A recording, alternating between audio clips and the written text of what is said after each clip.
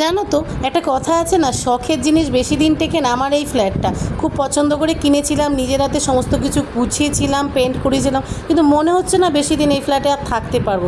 কারণটা বলি, ওই কিছু মানুষ আছে না, তোমাকে দেখবে দু চোখে সহ্য করতে পারে না, কিন্তু তোমাকে কপি করতে ছাড়ে না।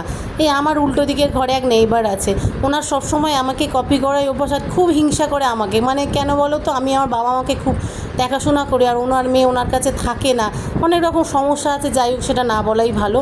আর এই সমস্যার জন্য উনি এখন মানে অনেক খারাপ দিকে যাচ্ছেন, উনি আমার ক্ষতি করার চেষ্টা করছে। কখনো ঘরের সামনে ফুল, কখনো বেলপাতা, কখনো নানা রকম বালি এসব ফেলে রাখে।